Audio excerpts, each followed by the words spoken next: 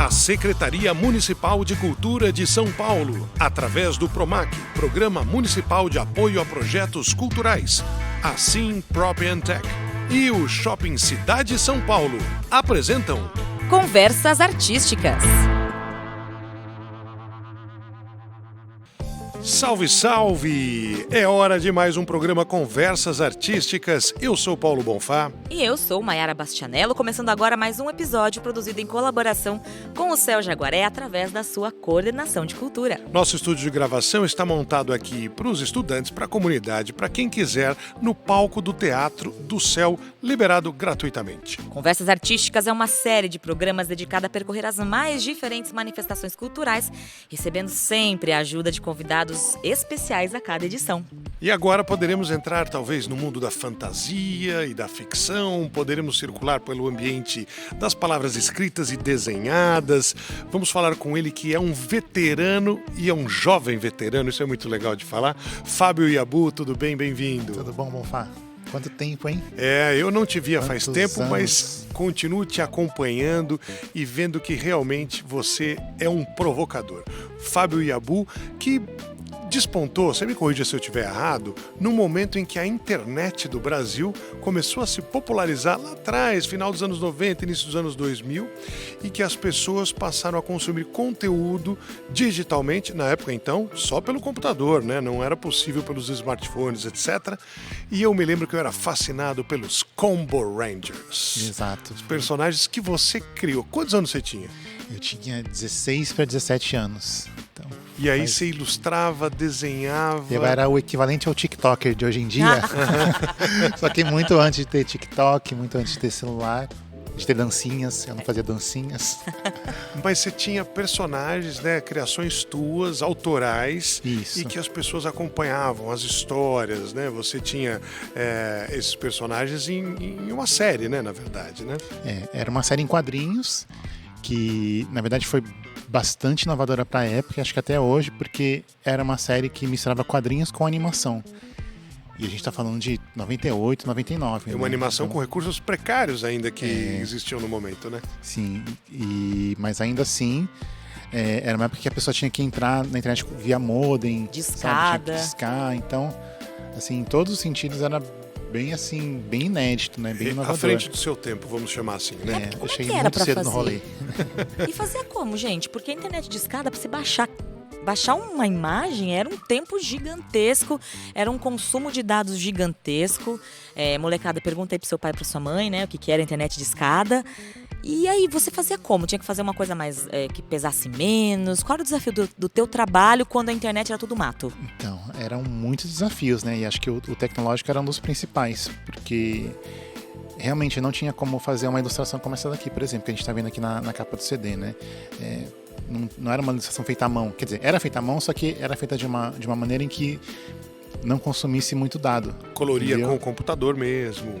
Mas era uma ilustração vetorial, na verdade, né? Que em vez de ser um desenho como hoje é uma foto ou um PNG e tal, era um vetor, que era em flash, né? E então tornava o arquivo um pouquinho mais leve. E aí tinha alguns recursos, né, de animação bem simples, bem precários, mas que, enfim, como na época era muito inédito, né? Imagina você entrar na internet, lá via modem, escutar aquele barulhinho, aquele tsh, e ainda ter todo mundo tinha uma dose de paciência, porque eu já sabia que não era instantâneo, né? Sim, e de repente as coisas estão pulando na sua cara, tem animação, tinha sons também. Então foi bem marcante assim pra época. E as pessoas lembram até hoje, né?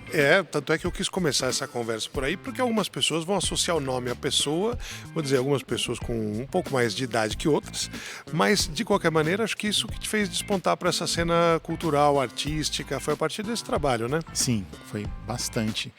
Porque a partir daí, como a Maiara falou, né, era tudo mato, né? Então, uma coisa que não existia na época era um modelo de negócios, era como sustentar aquilo, né? Porque eu comecei a ter muitos leitores, né? Mas ainda assim não existia possibilidade de patrocínio ou de, enfim, de anúncio. E acessar o teu material era grátis, né? Ninguém estava pagando para ler. Na verdade, quem pagava era eu, que né? produzia. Que eu produzia e ainda precisava hospedar num servidor. Então, naquela época não tinha nem servidor gratuito, ou enfim, não tinha nada, né, na verdade.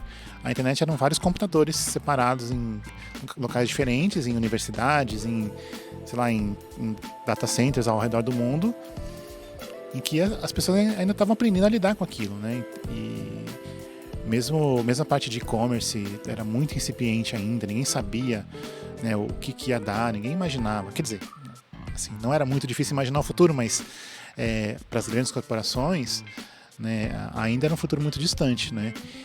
Então imagina para quem estava em casa, para um adolescente de 16, 17 anos, né, criando seu conteúdo, né? Então eu hospedava o meu site num desses servidores pagos, e a cada pessoa que entrava no site saía alguns centavinhos do meu bolso, né? Isso poderia ser uma lágrima do seu olho. Estou gostando do que eu faço, vou ter que pagar. Ou não vou ganhar dinheiro com isso.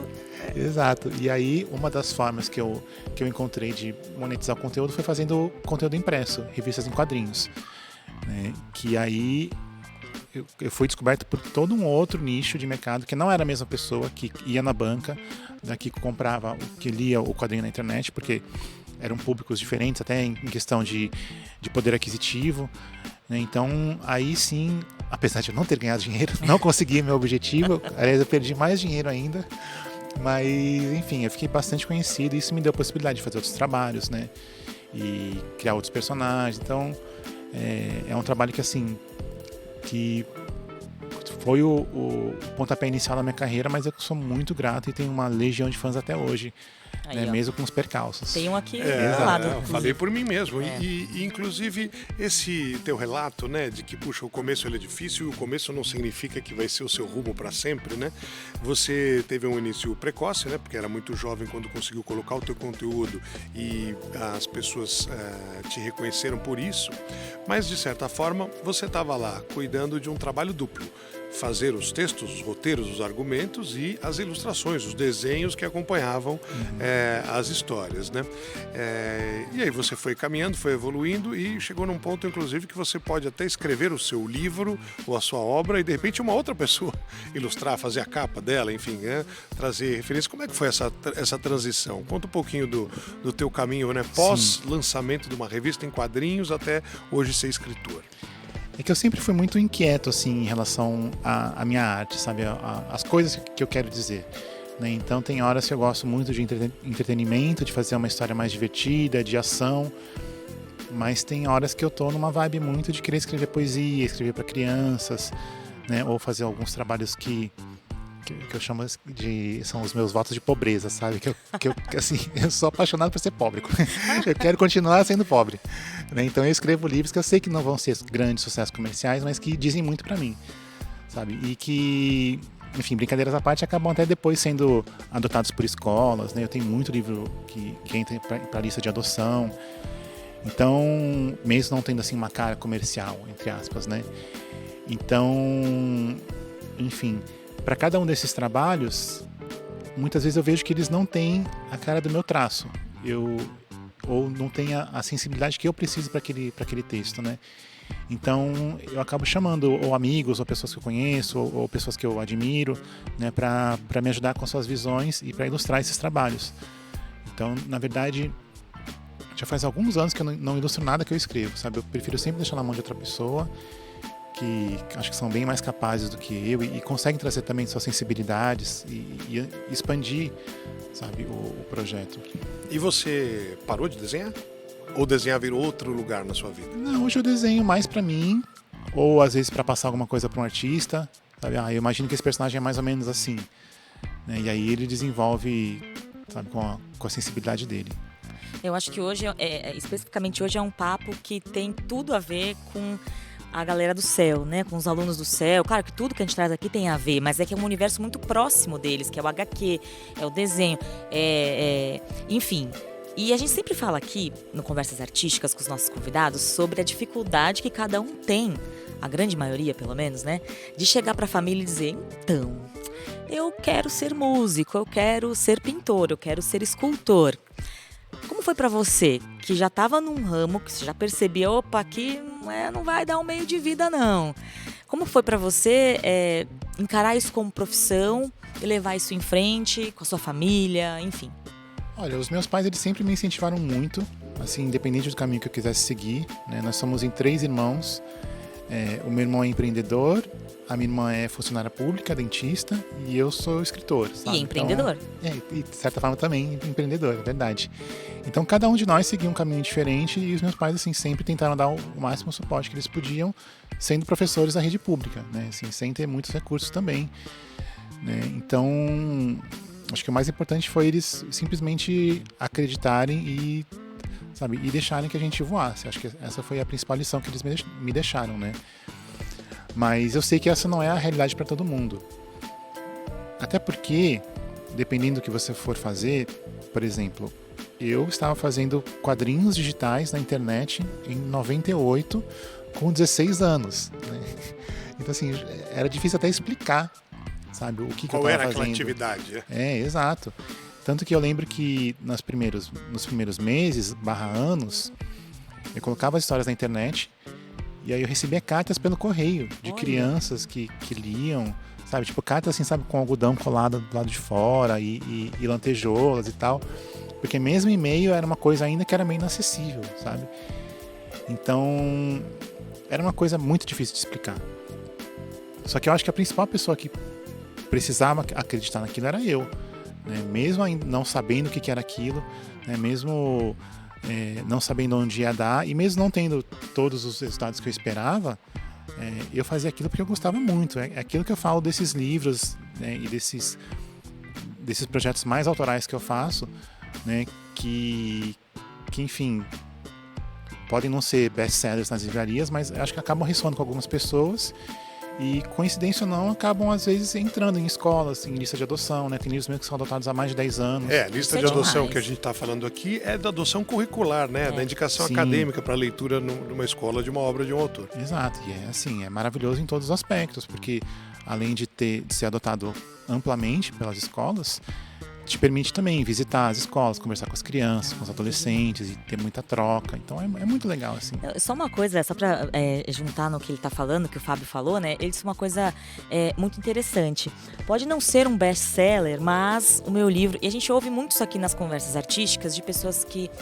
A gente sabe que em arte, em todo lugar, né? Para você ser o William Bonner né?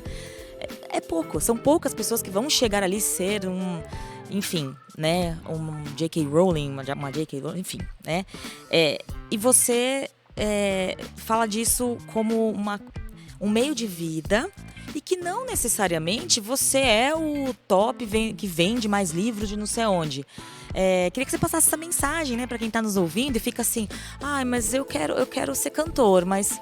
Poxa, eu quero me apresentar, quero ser violinista, quero tocar no Carnegie Hall. Não, gente, né? Tem espaço para todo mundo, é um meio de vida, é uma profissão de qualquer forma e que tá mudando a vida das pessoas, né? Sim. Nem que não seja, seja o top das galáxias de vendas e coisa e tal, né?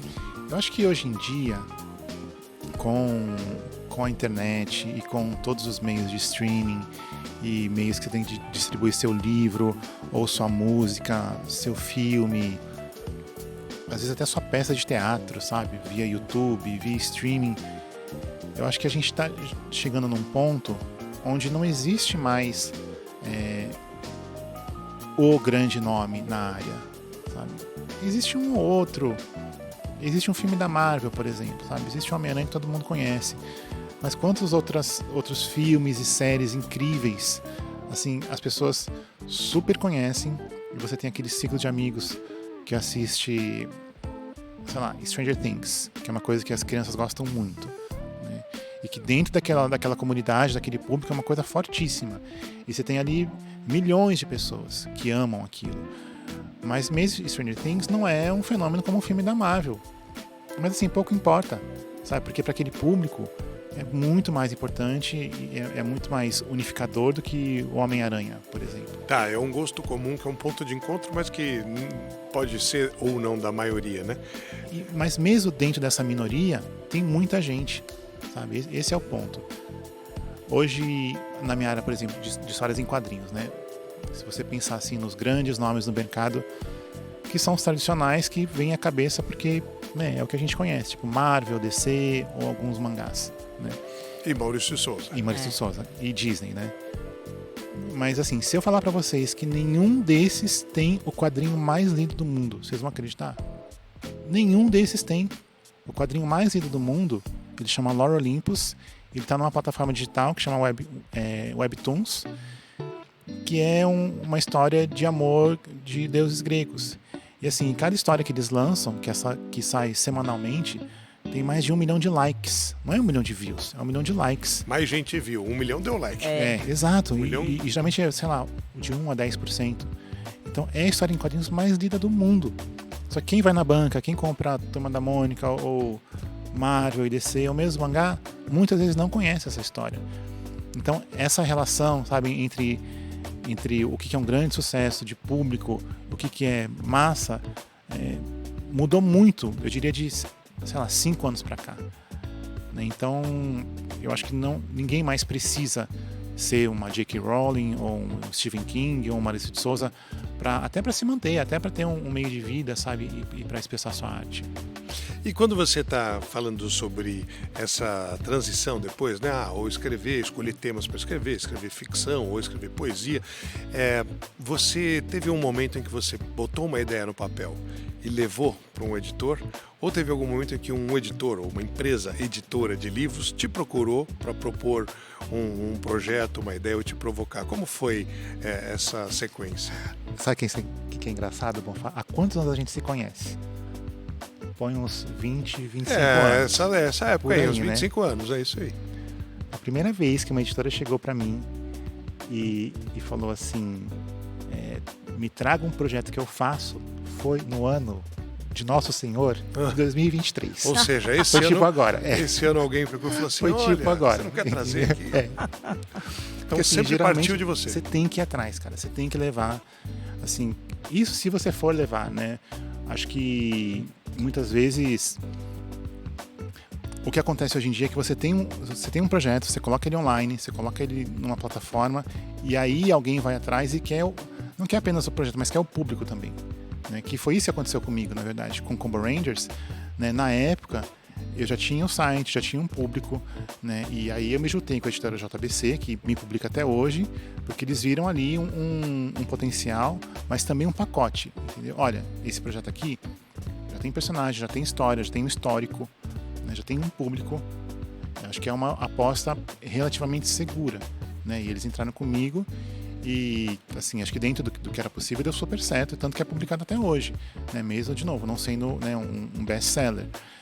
Então, acho que assim, é meio papo de coach, mas acho que as oportunidades, especialmente hoje, tipo, é você que cria, sabe? Porque, assim, tem muitas plataformas. Para a rapaziada que está nos ouvindo, ou para aqueles não tão jovens, mas que seriam escritoras e escritores frustrados, porque eu tenho textos, mas eu nunca levei para um editor ou eu nunca soube com quem falar. O que você está dizendo é, olha, arruma um espaço para você publicar primeiro, ver se alguém vai dar uma lida ali, se forma um grupinho, uma comunidade, se de repente sua família e amigos já começa a ser um primeiro resultado, né? Para você medir. Às vezes eu acho ótimo, mas quem for ler não vai achar tão bom assim, né? Exato. E assim, você vai encontrar.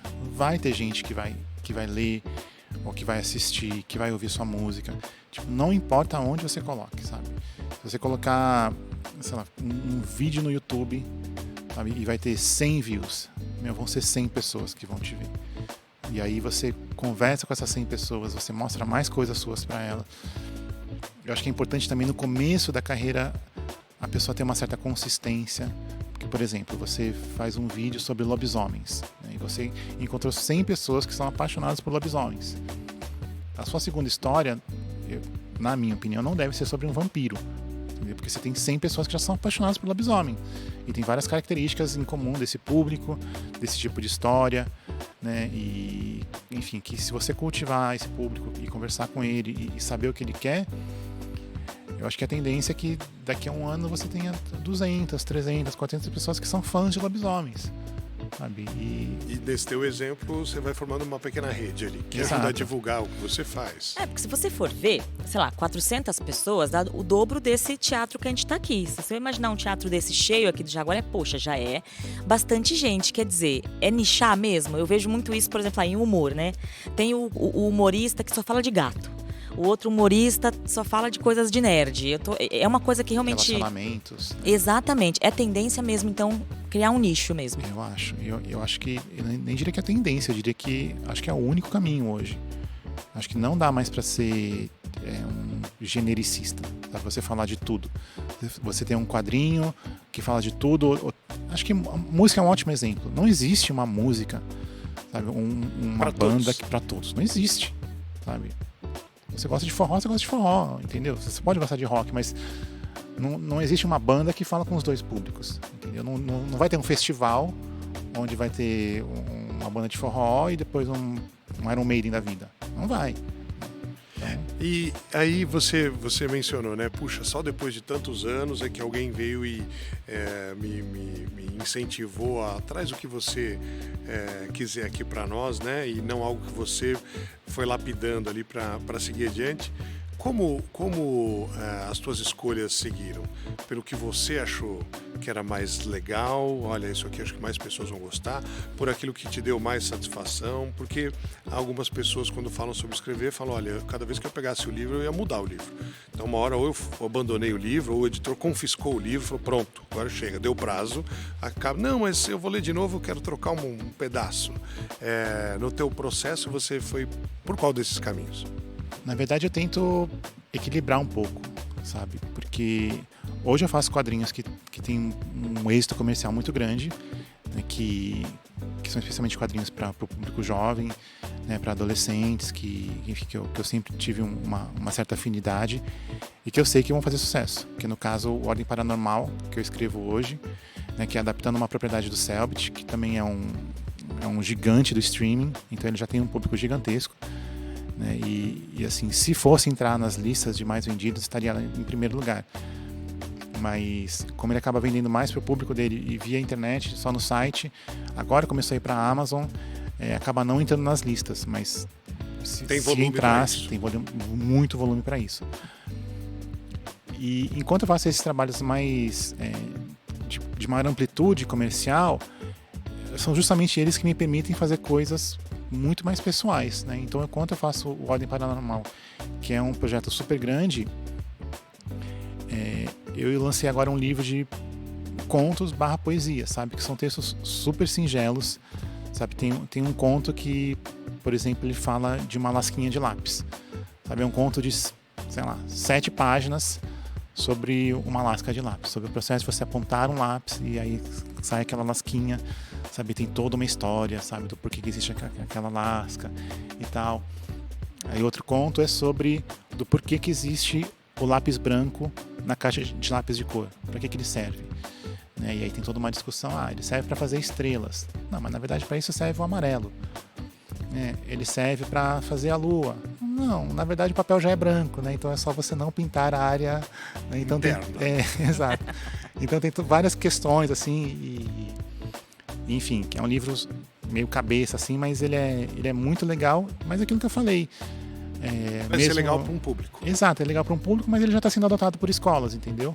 Mesmo não tendo sido esse meu principal objetivo, está indo para as escolas. Então eu fico feliz do mesmo jeito, sabe? E como é uma rotina, né, de alguém que está escrevendo como você está falando, né, e transitando entre temáticas diferentes e tal, porque as pessoas às vezes veem um artista no palco, vou pegar um comediante como a Mayara falou, um humorista stand-up comedy, tá lá sozinho no palco e as pessoas falam, nossa, esse cara trabalha só agora essa horinha que ele vem aqui à noite. Fala um monte de faz groselha. Um show, vai embora, amanhã ele vem de novo, aí na segunda, terça, quarta ele não tem nada para fazer, porque ele não tem nenhum show marcado.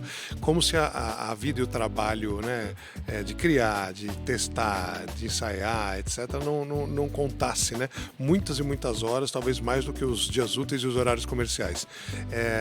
Tem que ter disciplina, tem que ter método, cada um faz de um jeito. Existem técnicas que ajudam a pessoa a deslanchar na escrita? Existem e acho que são essenciais para isso. Eu acho que hoje tem toda uma gama de ferramentas, né, de organização da escrita mesmo, né? Eu uso um aplicativo que chama Scrivener, que eu tenho ali uma meta de... Scrivener? Scrivener. Ele é assim, para roteirista, junto com o Final Draft, ele é um dos mais conhecidos. Mas você consegue ali pelo próprio aplicativo, definir uma meta de palavras por dia. Eu preciso escrever tantas palavras por dia, sei lá, 10 mil palavras, que é um absurdo. Mas tem gente que consegue. E aí ele vai preenchendo uma barrinha lá e vai meio que gamificando o seu trabalho. Mas, assim, ou seja, visualmente você vai falar, tô abaixo, tô acima. Exato. É quase como alguém que está fazendo exercícios de uma academia, Exatamente. controlando o dia a dia. Sim. Então tem isso, tem esse aplicativo, tem a própria disciplina, né? Que é você. Não adianta você ter lá a ferramenta que conta quantas palavras você escreve se você não sentar ali todo dia e escrever. Né? O Stephen King ele fala isso, que ele acorda de manhã, ele fecha a porta do escritório dele. E assim, tipo, ninguém pode entrar até a 1 da tarde. Ele fica lá de manhã, da hora que ele acorda, até 1 da tarde. E depois ele sai pra viver a vida dele, sabe? E por isso ele lança, é um absurdo, sei lá, 3 livros por ano, de 600 páginas. Até hoje. E vende pra caramba, né? E vira série, e vira filme. Sim, é um absurdo. Mas é muito importante, eu diria que é essencial. Na verdade, você ter disciplina, ter metas.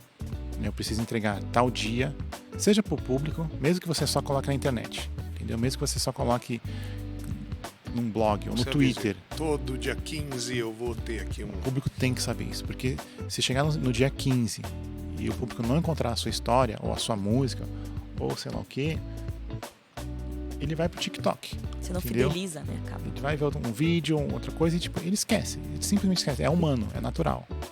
E falando em TikTok, né? Eu, por exemplo, já nem tenho TikTok. Eu tentei fazer uma postagem, um dia me irritou aquilo. Aí eu já pensei assim, não é meu público, né? Pra quem eu quero falar, deixa o TikTok pra lá. E imagino você que cortou mato na internet de escada e vai acompanhando tudo isso. Como que o teu trabalho mudou ou não mudou? Porque hoje, a gente conversava agora há pouco ali nos bastidores e as meninas diziam assim, eu não leio mais legenda. Eu, por exemplo, eu prefiro ler a legenda do que assistir um vídeo, por exemplo, mas essa sou eu. Só que é cada vez mais um público que quer coisas imediatas, rápidas, curtas e de preferência, a pessoa não quer ler muito não.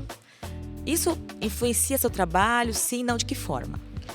Influencia, mas eu acho que é muito mais assim nos bastidores, sabe? No processo de pensar a história. Por exemplo, como eu faço muitos quadrinhos, já tem cenas que eu penso no meme. Se ela tem potencial para virar um meme. E então isso vai desde a construção da piada, né, que tem toda aquela coisa da punchline, que é, enfim, a construção clássica de piadas, até assim a diagramação, sabe? Porque aquela piada ela tem que caber numa tela, entende? Você não pode virar a página. Sim, você já está pensando no suporte visual que o público vai ter para poder consumir aquele conteúdo da tua arte. E tem muita coisa que eu faço de quadrinhos que vai pro TikTok depois. Que as pessoas fazem react no TikTok. E, aliás, é muita gente. Isso é muito legal. Né? Então, eu acho que é mais isso, sabe? Mais pensar a plataforma, pensar o conteúdo integrado com a plataforma do que sei lá, eu fazer uma dancinha no TikTok. Entendeu? Porque tem gente que pensa que é isso, né? Que você tem que estar na plataforma, tipo, fazendo dancinha, mas não é isso. Tem várias outras coisas, tá vendo? Eu brinco TikTok, Fábio abraça TikTok. Não, tanto faz, até qual seja a ferramenta, né? Mas você, nesse momento, o quanto a leitura te ajudou a chegar onde você chegou? Porque tem gente que foge da biblioteca e fala, não, o livro é longo, é chato, é a era dos vídeos, mas a leitura, quanto que pesou na tua trajetória? Eu acho que desde a minha construção assim de vida foi e é essencial, sabe? Porque eu comecei muito, a minha leitura foi muito baseada no começo em quadrinhos, né? Em histórias de quadrinhos, Maurício de Souza, Disney, Marvel, DC e mangás, que era o que tinha na época.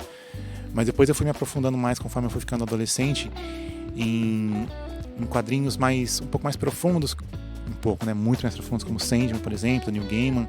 E aí dos textos dos quadrinhos do Neil Gaiman foi para os textos dele, para os livros, para os contos. E aí do Neil Gaiman você começa a ver as referências dele, você começa a ler de repente um Alan Poe, ou um pouco mais moderno Lovecraft, sabe? E aí, sabe, você vai criando ali um caldo, né? E fazer da leitura um hábito é algo que só ajuda, né? Essa acho que talvez é o resumo. Exato, da acho que da hoje conversa. e chega a ser um diferencial hoje em dia, né? Porque dentre os criadores de conteúdo acaba, até porque a dinâmica, né, das redes exige uma coisa muito rápida, né, você parar e se concentrar num texto, numa leitura, se aprofundar num tema, acaba sendo uma coisa difícil, né? Então eu acho que é essencial. Você recebeu alguns prêmios também, né? E o quanto uma premiação influi na carreira de um autor?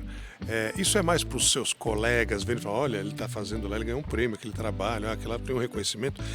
Isso ajuda a, sei lá, valorar melhor o seu trabalho, né? As pessoas, olha, então esse cara, ele é um cara premiado, ele custa mais caro, né? A remuneração dele. Como esses momentos, né, que são reconhecimentos formais, um prêmio, ajudam o trabalho?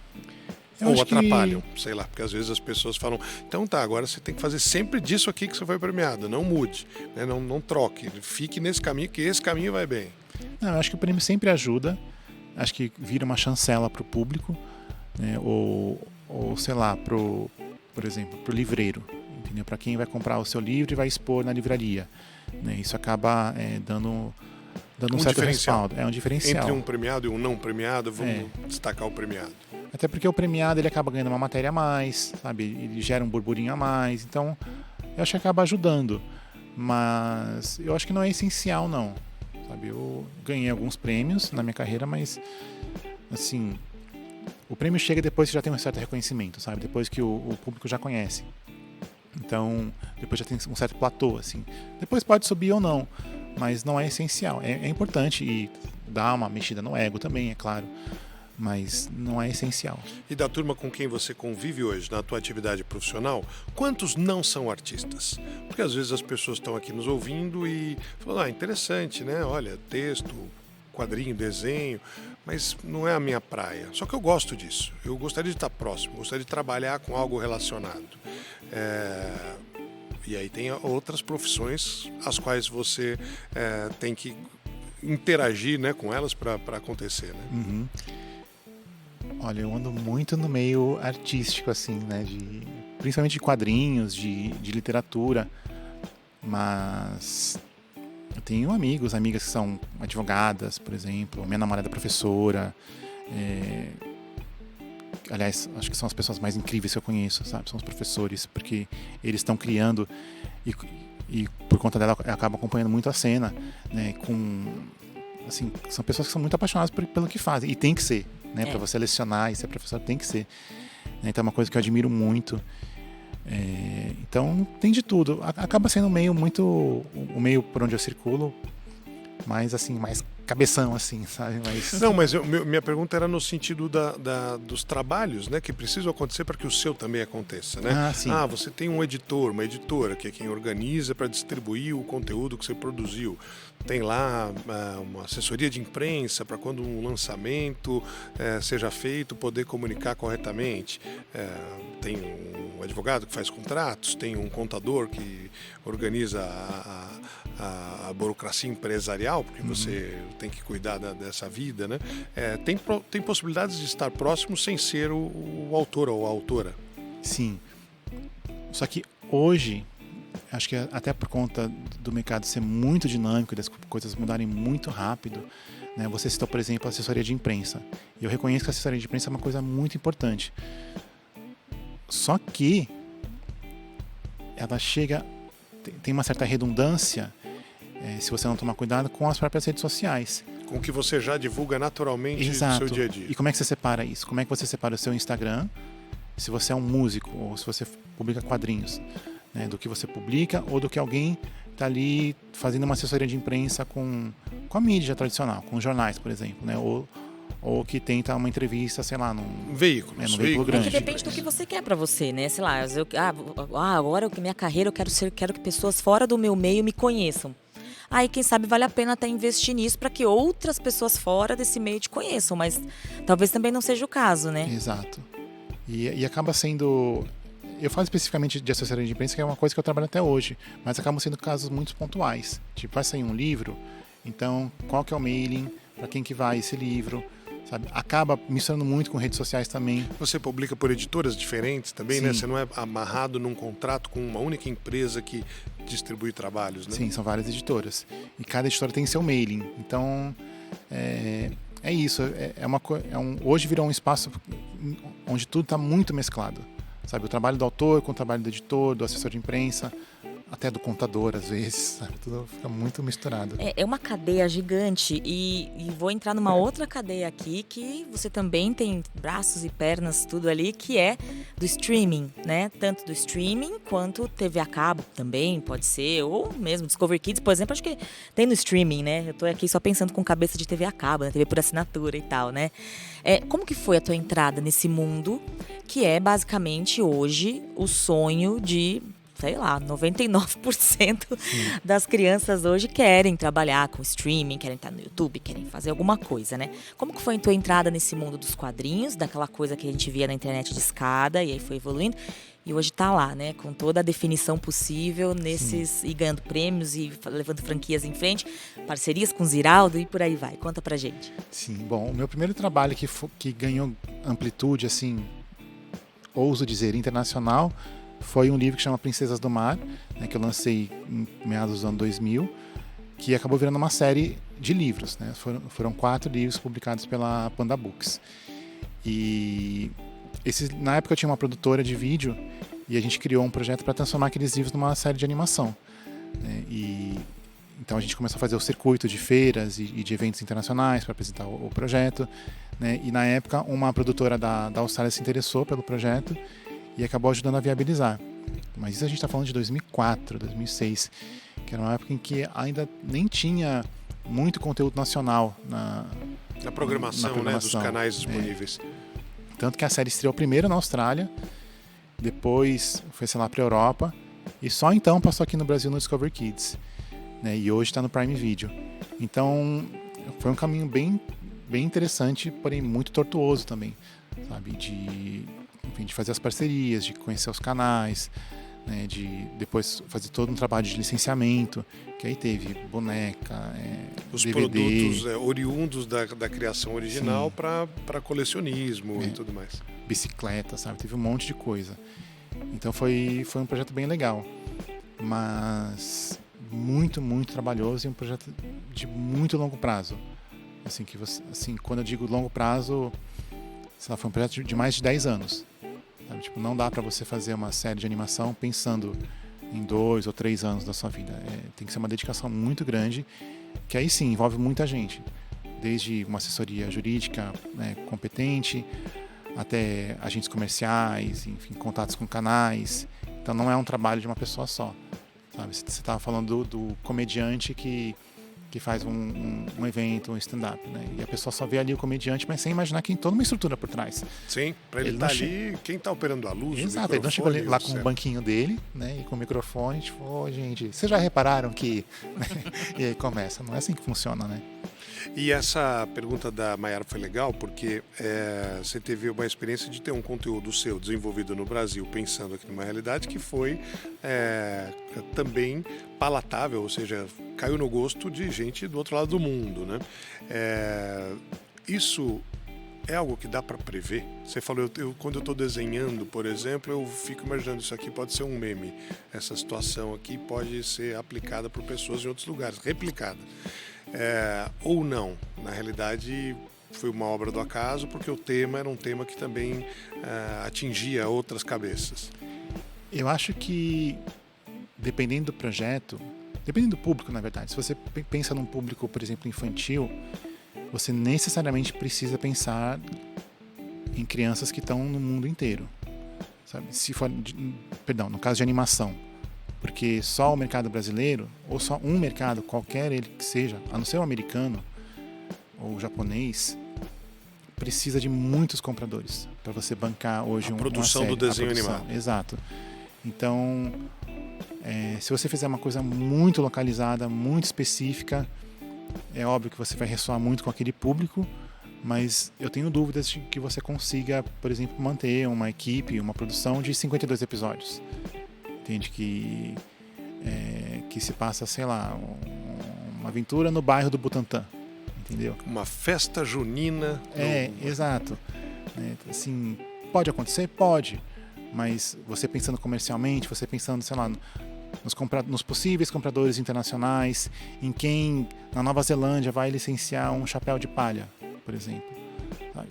Pode, nada é impossível. Só que qual que é o caminho que você vai ter que percorrer até lá. É um equilíbrio, né? Entre ter uma ideia que seja viável, porque muitas vezes as ideias são boas, mas não são viáveis, né? Essa conta não vai fechar, ou eu não tenho esse recurso disponível, seja técnico, seja físico, né? Ou seja humano, mas você tem aí uma experiência de ter transitado em vários caminhos. O que você recomendaria para quem está pensando no que fazer e de repente está ouvindo a conversa e falando, nossa, olha, se eu tentasse, né? Por onde eu iria, né? Você falou sobre ferramentas, falou sobre a importância da leitura, mas se você estivesse começando hoje, com o conhecimento que você adquiriu, por onde você começaria? Eu acho que se eu estivesse começando hoje, se eu tivesse, sei lá, de novo meus 16, 17 anos, eu tentaria criar uma história que ressoasse muito comigo, qualquer ela que fosse, sabe? Sobre a minha vivência pessoal, sobre a minha visão do mundo, e investiria nessa visão que é única, entende? Tipo, nisso que eu acredito, sabe? Nessa história que eu sei que com as ferramentas, com rede social, enfim, com tudo que a gente tem à mão hoje, vai ressoar naquelas tais 100 pessoas, sabe? Não importa se é uma história sobre festa junina. Entendeu? Se festa junina é uma coisa que eu sou apaixonado, tipo, eu vou escrever a melhor história de festa junina possível. Eu vou explicar a origem do chapéu de palha, sabe? Eu vou dizer quem foi a primeira pessoa que usou uma camisa xadrez, sabe? Aquilo virou uma coqueluche naquela comunidade local, sabe? Aí, a partir daí, criar uma história. Eu não vou imaginar que essa história vai fazer sucesso na Nova Zelândia, mas é que não precisa. Ela precisa ressoar com aquelas 100 pessoas, com 10 pessoas que sejam. Sabe? E a partir daí, vendo quais caminhos se abrem, sabe? Sem se fechar para nenhum. De repente, no meio da história sobre festa junina, você descobre que a sua história, na verdade, é sobre folclore. E aí, olha só como já se ampliou. De repente, na história aparece, sei lá, o Saci, a Moça e Cabeça, enfim. Ou você conta a história sobre o interior do Brasil, e aí vai ampliando, sabe? Você vai, e mesmo você como autor, você vai crescendo. De repente, você estava muito ali só sobre a festa junina, e de repente você vira uma enciclopédia sobre a cultura brasileira. E aí de repente alguém te chama para dar uma palestra, sabe? Ou para dar uma entrevista.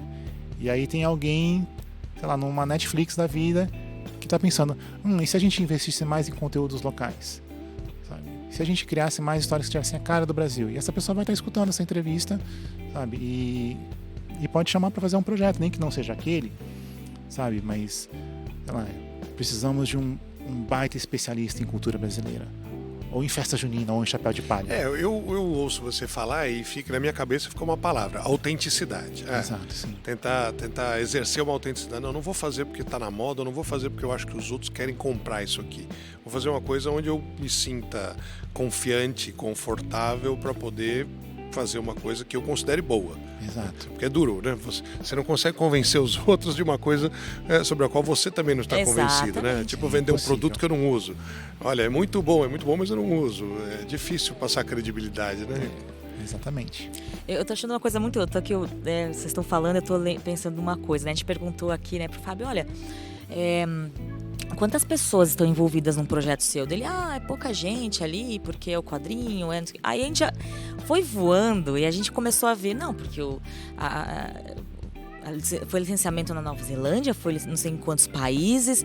E aí você percebendo, você já movimentou uma cadeia de centenas de pessoas, não só no Brasil, mas no mundo inteiro. Quer dizer, é o teu trabalho fomentando empregos ao redor do mundo. Aquele menino que começou ali com os quadrinhos em casa, né, com a internet de escada. É muito legal ver isso. E se isso pra mim, se tem uma palavra que define sucesso, uma situação que define sucesso, essa tá mais do que, né, o sucesso comprovado. É verdade. Isso é muito legal. E Fábio Yabu, nosso convidado hoje aí, o tempo voou para até esse momento, mas para ter uma despedida sobre futuro, o que está no teu radar? Você que deu vários passos à frente do seu tempo já ao longo da carreira. É uma maneira bonita de dizer que eu sempre cheguei cedo demais no rolê, né? Bom, isso é você que está dizendo. Para mim, continua sendo uma pessoa antenada e exploradora, né, das possibilidades. Eu acho que o que está no radar hoje e que eu penso cada vez mais é justamente sobre esse tipo de histórias que ressoam muito com as pessoas, mas que não estão no radar, só para fazer uma metáfora, dos grandes estúdios. né? Por exemplo, tem um quadrinho que eu gosto muito que chama My Giant Boyfriend, que é uma menina baixinha que namora com um cara de 2 metros. Tipo, esse é o plot, essa é a história. O título entendeu? em inglês significa Meu Namorado É Gigante. Meu Namorado Gigante, né? Então, não, ele não vira robô, ele não sai voando, ele não é nada. Tipo, ele Isso só é mais muito alto. mais alto do que ela, sabe? Só que isso gera toda uma gama de situações e principalmente de identificação com as pessoas. As pessoas leem aquilo e falam: ah, eu também namoro uma pessoa que é muito mais alta ou muito mais baixa. E o que essa pessoa faz? Manda o quadrinho para essa pessoa ler, manda o link. Olha isso aqui que legal, lembrei de você. Isso aí vai virando, sabe, uma bola de neve gigante. Agora imagina se você cria uma história, por exemplo, do menino mosca. O menino que foi mordido por uma mosca radioativa e ganhou o poder de voar. Assim, vai encontrar seu público? Vai. Só que acho que tem muito mais pessoas que se relacionam com alguém Mais com uma alto ou história mais baixo? que é mais alto ou mais baixo do que alguém que ganhou o poder de mosca. E assim, se você quer ver alguém que tem poderes de inseto, já Homem-Aranha, tem um né? monte de filmes do Homem-Aranha, entendeu? Tipo, um monte, né? Então, Legal, Mayara. Foi um bom final esse, hein? Muito bom com o Fábio e a Bu. Espero que, como nós aqui, vocês também tenham se inspirado nessa história desse menino, né? Você lia os quadrinhos dele, que ele tinha 5 Eu anos. carregava ele no colo. Ah, imagino. Nossa. Obrigada, viu, Yabu, pela entrevista. obrigado, Foi Mayara, maravilhoso. Obrigado mesmo. Obrigado, Bonfá. Valeu e obrigado vocês que nos ouviram até agora. Apresentação: Secretaria Municipal de Cultura de São Paulo, através do PROMAC, Programa Municipal de Apoio a Projetos Culturais, Sim Prop and Tech e Shopping Cidade São Paulo. Você ouviu Conversas Artísticas.